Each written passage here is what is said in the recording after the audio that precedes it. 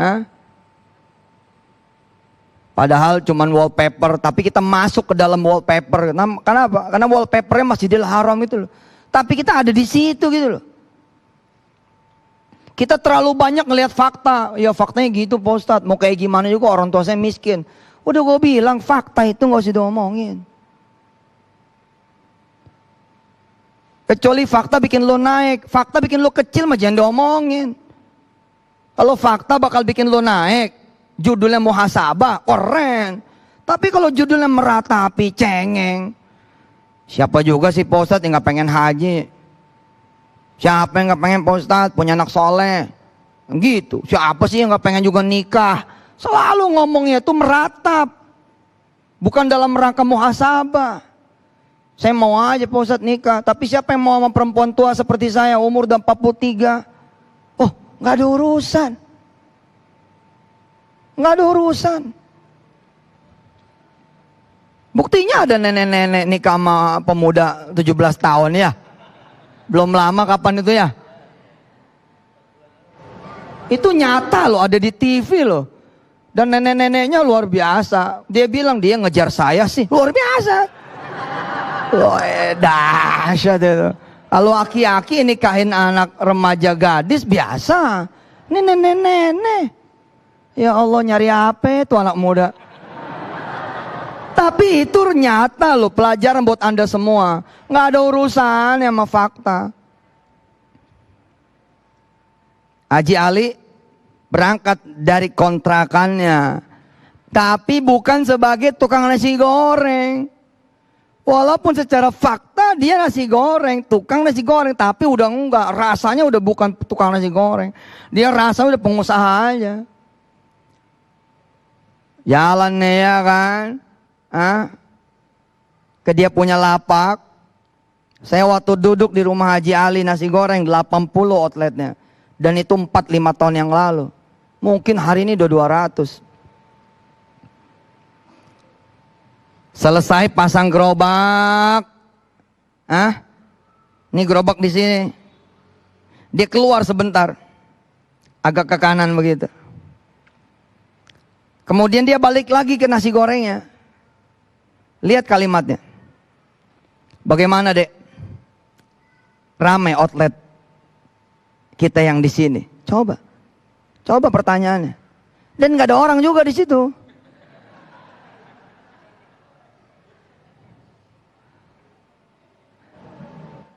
Terus dia balik ke gerobaknya. Terus dia jawab, bagus Pak, outlet yang lain juga rame Pak.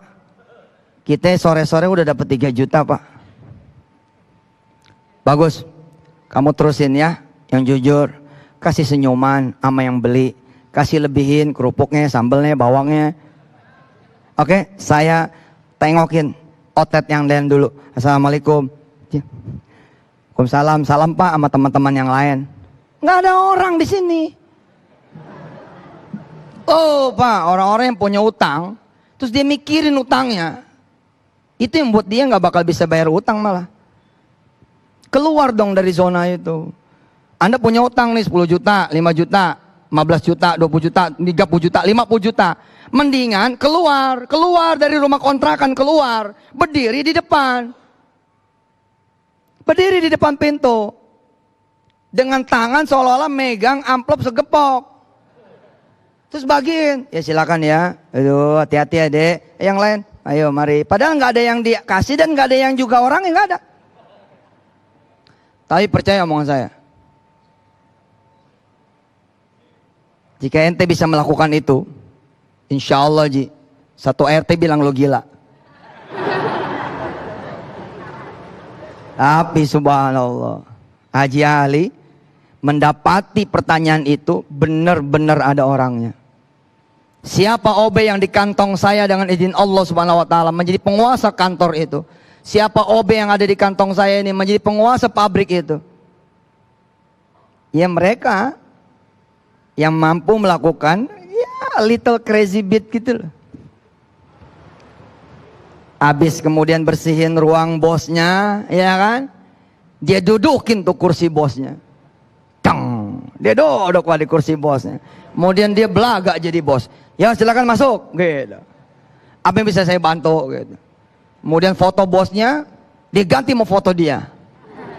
Iya. Sementara si office boy ini lupa kalau ruangan bosnya ada CCTV.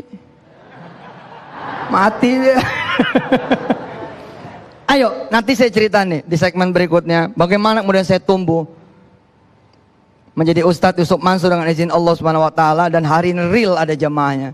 Padahal dulu saya bicaranya di tembok. Nanti setelah yang berikut ini. Luar biasa sekali, sebuah inspirasi yang nyata yang baru saja dibagikan kepada kita.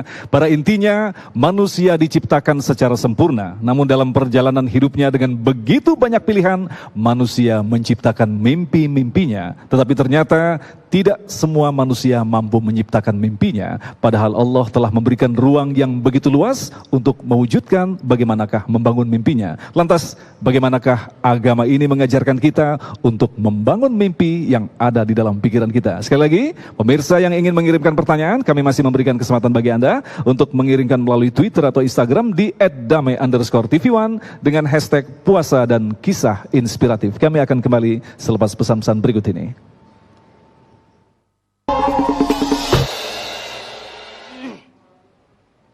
Ibu bapak yang dirahmati Allah, silakan dibuka surah Al-Qamar.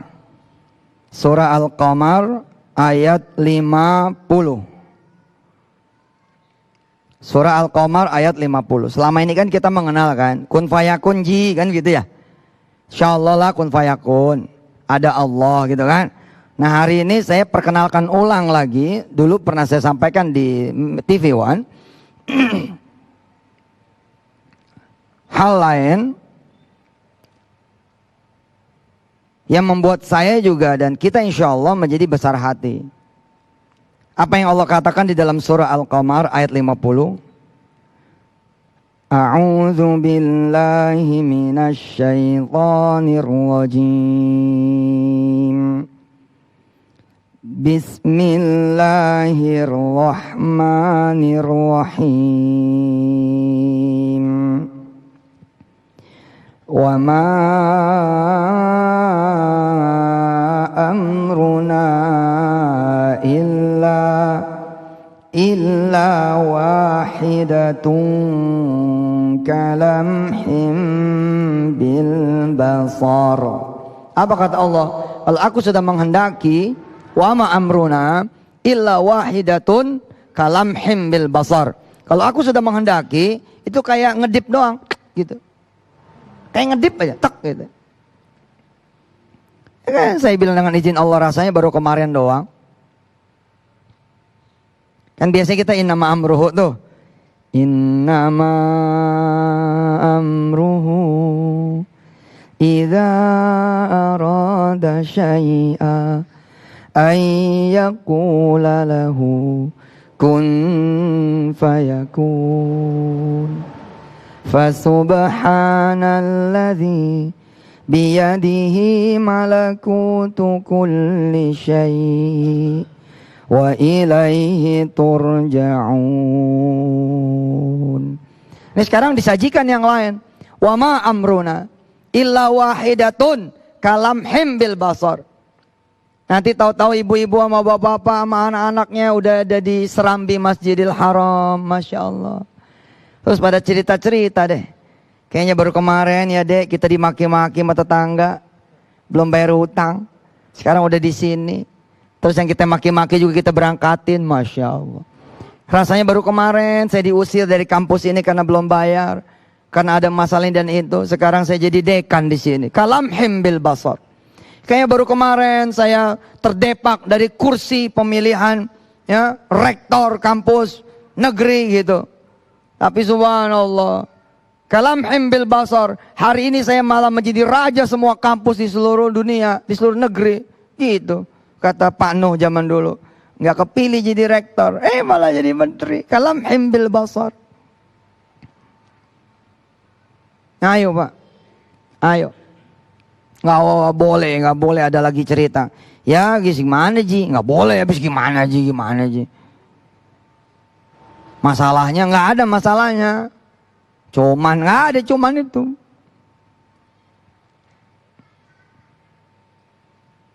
Saudara di tanah air, ya, periksa tangan istrinya. Udah ada cincinnya belum? Atau jangan-jangan baru aja digade, baru ada dijual. Bilang sama dia, habis kelar nih TV One, orang-orang ngabuburit, ya enggak?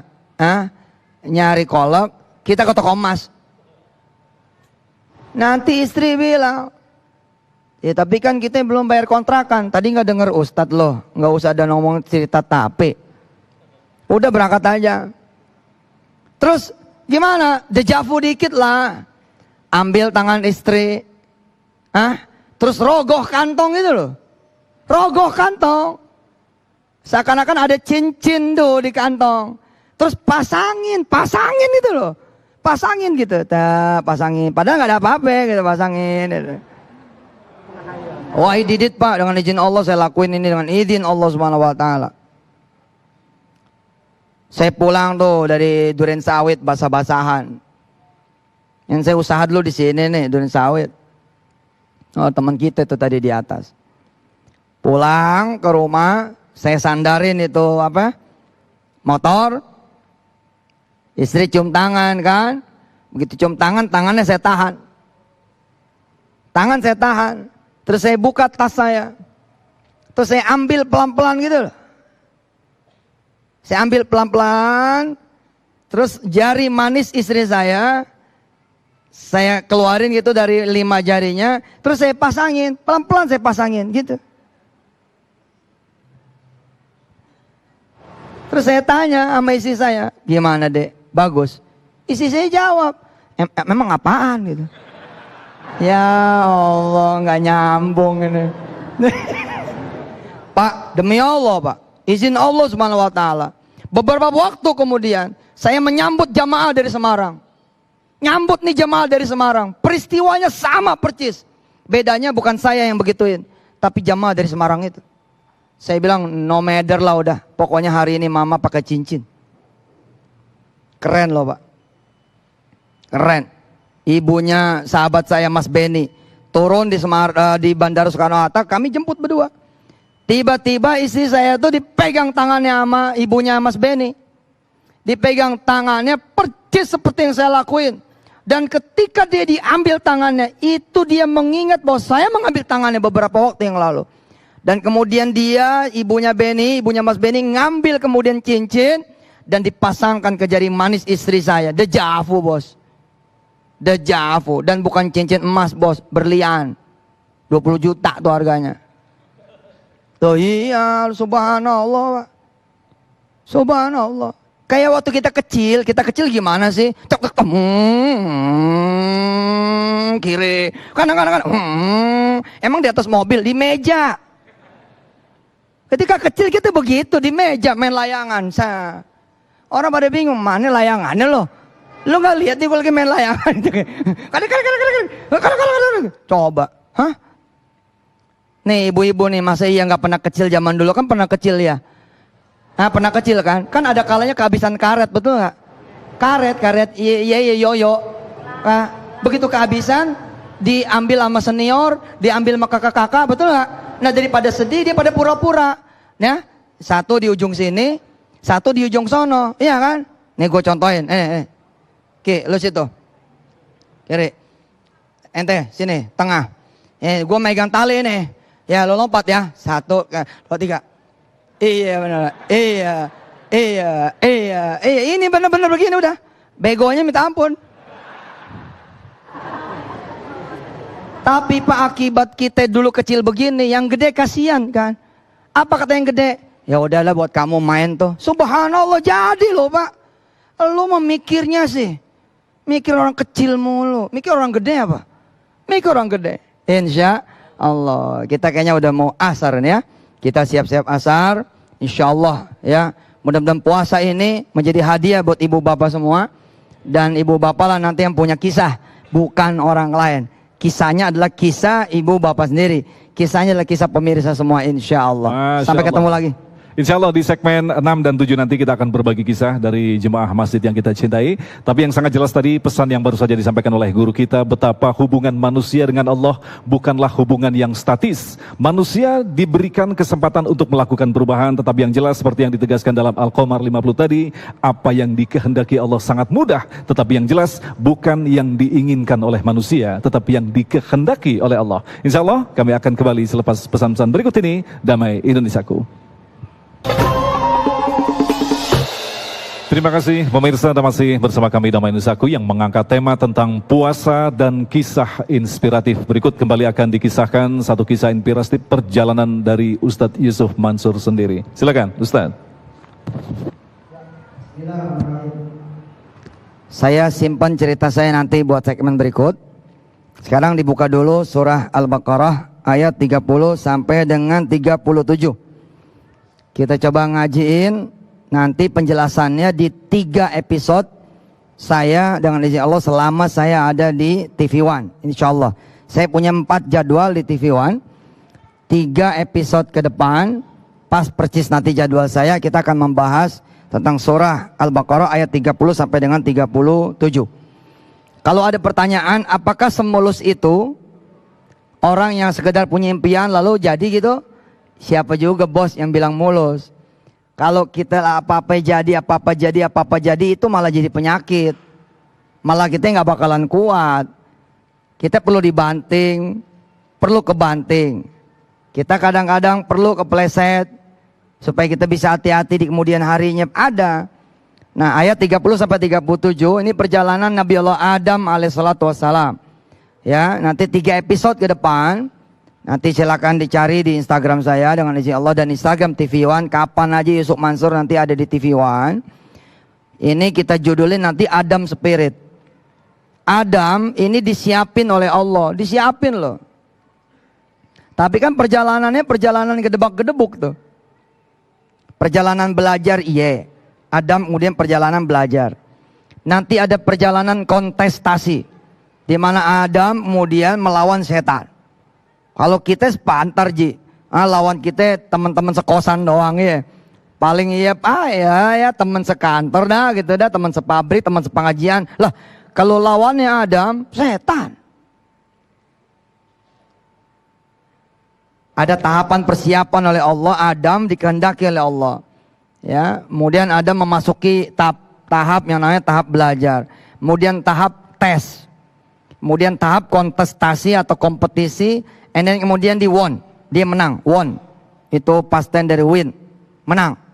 Tapi habis menang, kelempar. Habis kelempar, kemudian nanti kita pindah ke Ali Imran. Betapa kemudian akhirnya Adam kembali menjadi the chosen one.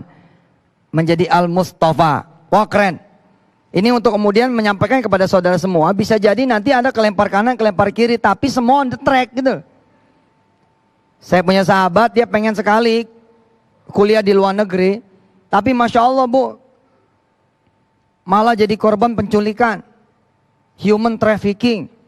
Lah kalau kita lihat kan nggak nyambung dengan dia punya niat, nggak nyambung dengan dia punya tujuan, nggak nyambung sama dia punya cita-cita dan pengen di luar negeri kuliah, tapi malah jadi korban human trafficking. Dia main daftar-daftar aja tenaga kerja gitu loh, nggak taunya dijual pak. Dia mendarat di Jeddah, bukan naik pesawat, naik kapal laut. Dan bukan ada di posisi kursi, di tong. Oh kalau cerita Masya Allah mah udahlah, ujian dia kayaknya nggak seberapa tuh kalau kita mah. Di tong. Lah kita aja 9 jam kalau di ekonomi badan pada pegel. Kita 9 jam nih umroh, di ekonomi pegel badan ji. Lah apalagi di laut loh. Itu ada loh pak, human trafficking tuh bener-bener ada loh, jangan bilang nggak ada loh. Belum yang dijual buat, kalau cuma dijual buat eksploitasi seks masih mendingan. Lah kalau dijual buat dipotong-potong, ada. Makanya kita jangan sampai nggak berdoa kan, zikir pagi zikir sore. Oke, silakan dibuka segmen ini full kita yang ngaji. Dengerin aja nggak usah ngikutin. A'udzu billahi minasy syaithanir rajim. Bismillahirrahmanirrahim. Wa idh qala rabbuka lil malaikati inni ja'ilun fil ardi khalifah. Qalu ataj'alu fiha man yufsidu fiha wa yasfikud dima' wa nahnu nusabbihu bihamdika wa nuqaddisu lak. Qala inni a'lamu ma la ta'lamun wa 'allama Adama al-asma'a kullaha thumma 'aradahum 'alal malaikati faqala anbi'uni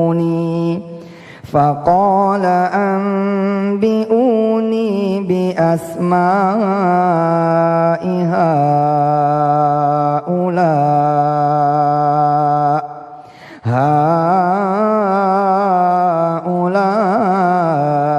in kuntum sadiqin. Faqala anbi'uni bi asma'i haula'i in kuntum sadiqin. Qalu subhanaka la ilma lana illa ma 'allamtana innaka antal alimul hakim. Qala ya Adamu anbi'hum bi asma'ihim falamma anba'ahum bi asma'ihim qala alam aqul lakum inni a'lamu ghaibas samawati wal ardh wa a'lamu ma tubduna wa ma kuntum taktumun. Wa idh qulna lil malaikati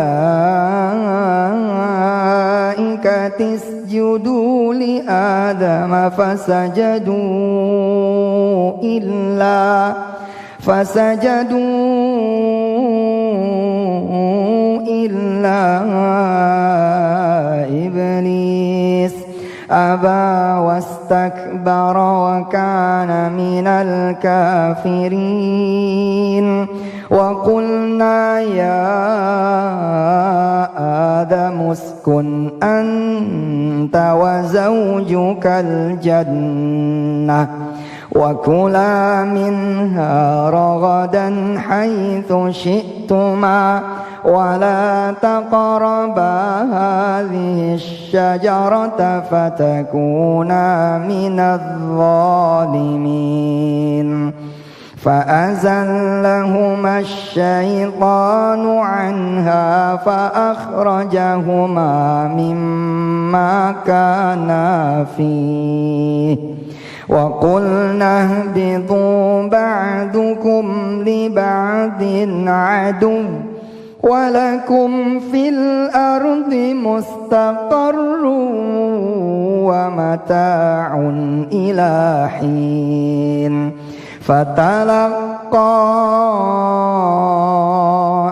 آدم من ربه كلمات فتاب عليه إنه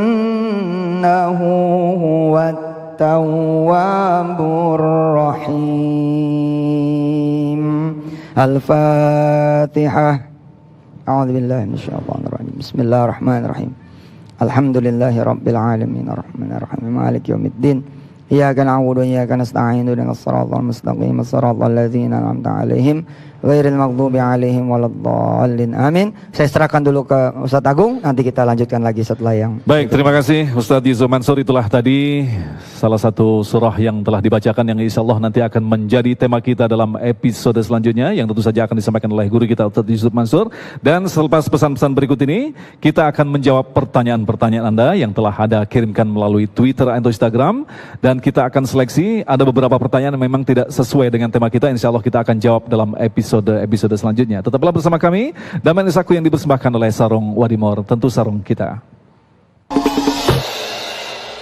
Pemirsa, Anda masih bersama kami Damai Nusaku dan kita memasuki segmentasi tanya jawab. Telah kami siapkan 2 segmen 6 dan 7. Untuk segmen berikut ini kita berikan kesempatan kepada ibu-ibu jamaah masjid. Yang pertama kami persilakan kepada Ibu Anjani. Silakan. Assalamualaikum warahmatullahi wabarakatuh, Ustadz. Selama ini kan kita tahu Ustadz Yusuf Mansur tuh ceramahnya selalu nge-fight kita buat kita percaya sama Allah. Gimana sih, buat saya sendiri juga ceramah-ceramah Ustadz tuh bener-bener apa ya, buat kita nge-fight bener sama Allah nih, Tat. Pernah suatu ketika saya tuh bener-bener lagi di bawah banget, ngedown. Terus lihat ceramahnya Ustadz yang bener-bener, wah, gua nggak boleh kayak gini nih. Langsung membuat kita bener-bener, cuman itu bener, Tat. Saya lagi, istilahnya lagi dicoba dalam hal materi ya. Kita sedekah bener-bener kita ngeluarin yang punya, itu ngelakuinnya pada sore hari, besoknya kita dapat beratus-ratus kali lipat apa yang dari kita keluarin itu ya, Tat. Cuman sekarang gini, Tat, yang saya mau tanyakan, gimana biar kita, biar kita yakin dan percaya kalau Allah bakal ngejaga apa yang kita punya nih, atau bahkan Allah bakal nambah apa yang kita punya nih, biar kita fight, makin fight gitu, Tat. Oke. Makasih, Assalamualaikum. Sudah cukup jelas. Mungkin langsung bisa dijawab, Ustadz Yusuf. Diri dah. Bismillahirrahmanirrahim. Secara alamiahnya Allah akan beri problem. Allah will give you problem. He will test you gitu. Nanti kalau kita aware tetap, oh ini Allah lagi nguji ini. Gitu. Kita insya Allah stable. Kita bakal stabil. Jadi jangan salah ketika kemudian kita dapat lagi problem, terus kita suka ngomong gini, loh kok saya kena masalah lagi? Bukan. Kali ini Allah lagi pengen naikin derajat kamu gitu. Derajat kita. Jadi salah satu cara Allah membuat kita istiqomah dan kemudian naik adalah caranya dengan Allah mengetes kita, dengan memberikan kita beban. Ya, dengan memberikan kita kemudian satu ujian atau banyak ujian. Tapi pada saat yang sama, actually he is coaching us gitu. Dia lagi sedang menguji dan mementoring kita semua dengan itu. Sometimes we lose gitu. Kadang-kadang kita kemudian kalah gitu, kelempar. Tapi di situ kita kemudian menjadi tambah sayang sama Allah. Ya, barusan saya bilang sama Haji Agung, kita kalau ke manusia nanti akan ketemu nih di pembahasan Adam Spirit. Keren banget. Kalau kita nih, saya punya salah nih sama Haji Agung, atau Haji Agung punya salah ke saya. Bisa jadi saya nggak mau ngeliat Haji Agung. Udahlah Sul, gue nggak mau ngeliat lo lagi. Tapi kalau Allah, apa yang Allah lakuin kepada Adam? Fatalaqqa. Adam malah disuruh merapat kan, sini. Kalau kamu berbuat salah, justru kamu sini mendekat. Keren kan? Keren. Jadi ketika nanti ibu lagi damai-damai enak-enak, tiba-tiba datang gitu angin topan zang gitu, atau badai dang, atau kemudian bongkahan batu gede menghajar kehidupan ibu. Di situ kita harus aware, harus menyadari, harus kemudian punya kalimat positif. Oh, makasih ya Allah, ini tanda-tanda saya udah mau naik kelas, udah mau naikin tingkat gitu. Insya Allah ya, saya senang sekali, terima kasih. Jangan lupa doain saya. Benar-benar nih ya, ada 2 yang harus pemirsa lakukan. Yang pertama, jangan lupa doain saya. Minta banget, saya mohon jangan lupa doain saya. Yang kedua, jangan lupa coblos saya, oke? Ya. Apa mau jadi Pak RT apa Pak Camat gitu? Ada dah. Luar biasa sekali jawabannya tadi, mempertegas bahwa ternyata kesuksesan bukanlah akhir dari segalanya. Ada ujian yang barangkali lebih berat lagi untuk menguji kualitas kesuksesan itu. Baik, pertanyaan berikutnya dari Ibu Muslihat, silakan. Bismillahirrahmanirrahim. Assalamualaikum warahmatullahi wabarakatuh. Nama saya Muslimah Tamrin, asalnya dari Nusa Tenggara Barat. Kekuatan spirit ini sesuatu yang luar biasa saya rasakan. Ini mungkin sedikit sharing ya Pak. Jadi saya berangkat dari NTB 15 tahun yang lalu membawa suatu mimpi besar Pak. Saya ingin membangun sektor ekonomi syariah berbasis sektor real gitu. Dan ini luar biasa, kekuatan sebuah mimpi itu membawa kita terdampar sampai sejauh kilometer gitu. Dan yang menjadi sesuatu yang mungkin saya sedikit tanggapi tadi, luar biasa spirit Adam ini luar biasa saya rasakan. Memang saya berkaca kepada kisah Nabi Adam dan Hawa itu, mereka terusir dari surga. Ada apa? Kenapa? Itu menjadi suatu pertanyaan yang sangat mendasar buat saya. Bisa dipersingkat lagi Bu, waktunya sangat pendek. Iya. Jadi ternyata saya temukan jawabannya itu di surat Toha ayat 115, bahwasannya Allah itu tidak mendapati dalam diri Adam dan Hawa itu kemauannya yang kuat, dan mereka didapati dalam keadaan lupa dan tidak memiliki kemauan kuat. Nah, saya merasakan spirit itu terbangun bahwasannya kita untuk mencapai suatu mewujudkan suatu mimpi itu dengan selalu ingat akan cita-cita kita, selalu ingat akan harapan kita, dan memiliki kemauan kuat untuk bisa mencapai cita-cita itu. Dan ini sedang kita proses untuk mencapai itu. Doakan saya. Assalamualaikum warahmatullahi wabarakatuh. Kita doakan Ustadz Yusuf Mansur juga mendoakan. Ada mungkin tanggapan dari apa yang telah disampaikan tadi tentang pengalaman perjalanan beliau, Ustadz? Iya, saya berharap memang testimoni ini dialami dan dirasakan oleh masing-masing kawan-kawan itu. Cuman seperti Anjani tadi misalkan, yang tidak boleh Anjani tidak lakukan adalah terus belajar gitu, keep learning gitu. Ya. Proses belajar itulah yang kemudian nanti di Adam Spirit juga kita akan menemukan bahwa Adam dimanapun akhirnya dia terus belajar. Ya, ketika kita bicara tentang Adam Spirit, kita bicara tentang learning proses yang abadan abada.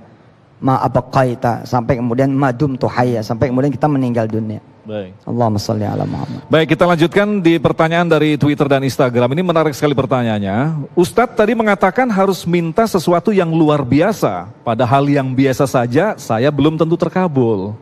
Permintaan yang biasanya belum terkabul nih Ustadz. Iya. Bagaimana menjawabnya Ustadz? Ya, ini yang sering saya katakan. Daripada kemudian kita meminta sesuatu yang biasa saja, mending kita meminta sesuatu yang fenomenal.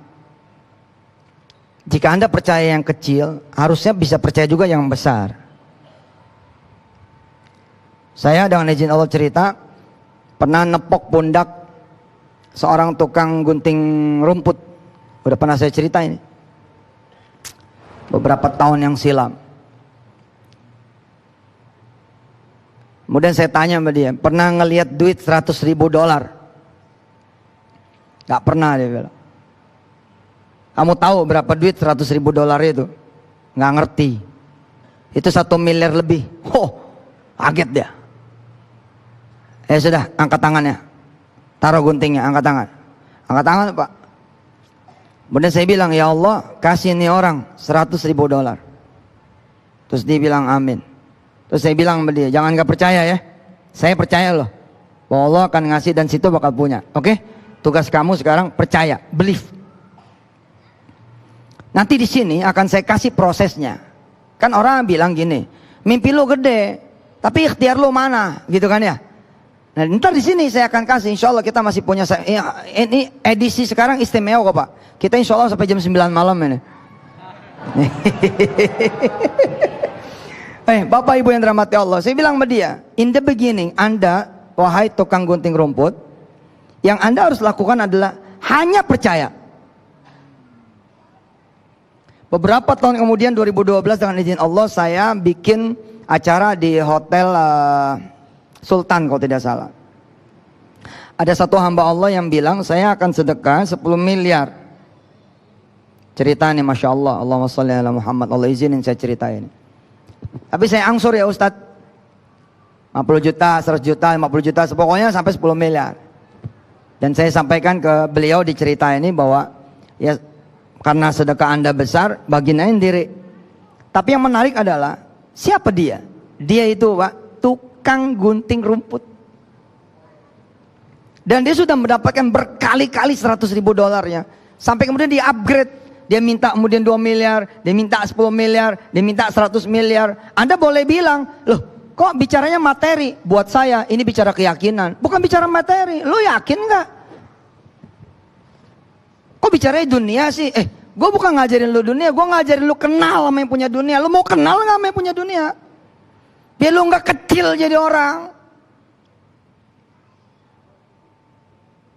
Jadi saya bilang, oh no, we are not talking about money. Tapi kita ini lagi bicara tentang bagaimana keyakinan seseorang mengubah. Tadi Ibu Muslimah bercerita, membawa sekian ribu kilometer.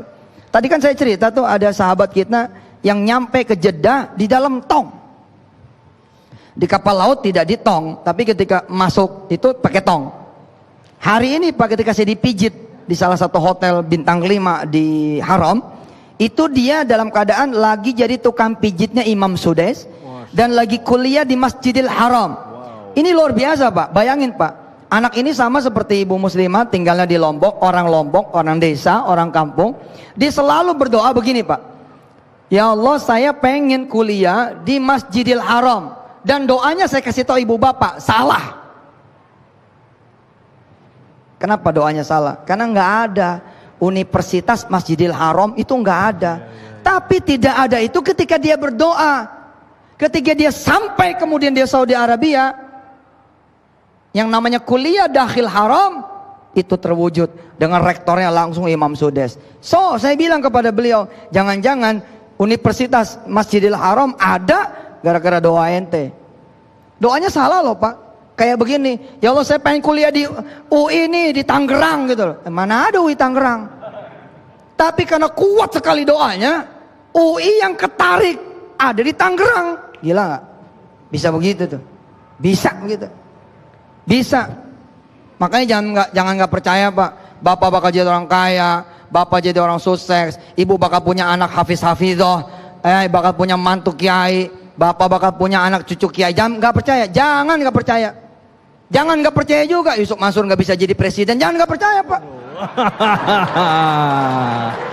Siapa tahu ya kan. Serius nih. Allah ya kan ngomong dulu ya. Partai belum ada, tapi kan Allah ada. Ya, kan nggak ada urusan. Oke. Mumpung live nggak bisa dipotong. Baik, terima kasih Ustadz. Nanti melebar ke politik jadi nggak enak saya. Canda sih. Iya. Baik pemirsa yang dirahmati Allah, menarik sekali bukti bahwa ternyata ketika manusia memiliki impian dan bersungguh-sungguh memohon kepada Allah untuk mewujudkan impian itu, maka Allah pun mewujudkan dengan cara Allah, bukan dengan cara kita. Seorang yang jauh dari tempat yang sangat jauh, di sebuah tempat dia diberikan kesuksesan, bahkan seseorang yang hanya masuk di dalam tong hingga kini bisa bersekolah di Arab Saudi. Masya Allah. Dan inilah pertanyaan yang nanti insya Allah akan dijawab oleh Ustadz Yusuf Mansur. Bagaimanakah memulai mengubah mental pekerja menjadi mental seorang pengusaha? Tetaplah bersama kami, Damai Indonesiaku.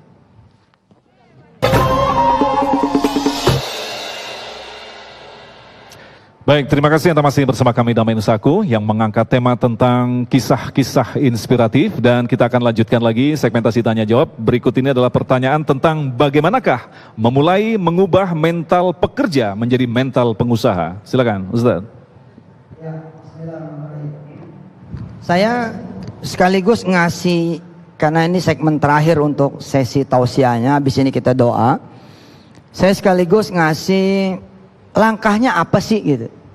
Setelah kita ngejatoin omongan, langkahnya apa gitu. Langkah yang paling mudah itu ke Allah. Udah selesai. Udah itu udah. Jatoin aja omongan dulu. Misalnya gini, saya mau anak saya nanti kuliah di Madinah. Terus langkahnya harus sesuai gitu? Nggak mesti, nggak ada urusan. Yang penting mah ke Allah gitu. Jam berapa ngucapnya? Jam 8 pagi lah, duha dah. Itu ikhtiarnya. Nanti he will guide you. He will give you guidance. Oke?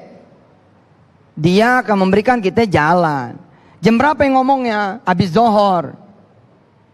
Lah habis zohor kan masih bisa ngaji gitu ya, seayat 2 ayat, masih bisa sedekah. Masih bisa tasbih, masih bisa kemudian sholawat. Itu dilakuin. Jadi simple Pak. Ketika off air tadi iklan, saya bilang sama Haji Agung, kami berdua bicara, bener juga ya gitu. Bagaimana Nabi Muhammad ngejatoin omongan kan, nanti Konstantinopel itu kan kerajaan luar biasa Pak, negara superpower pada masanya, Bizantium, boy luar biasa bos. Bakal ditaklukkan, siapa yang percaya bos? Latuftahanna, oh ngomongnya aja latuftahanna. Hari ini kita melihat bahwa Istanbul, Turki bahkan secara keseluruhan kan terjadi apa yang diomongin Rasul. Allah ketika bilang kan, Romawi nanti bakal kalah, bakal dikalahkan. Orang Arab nyengir semua. Gila nih Tuhannya Muhammad, ngomongnya nggak kira-kira, Romawi lah bakal dikalahkan.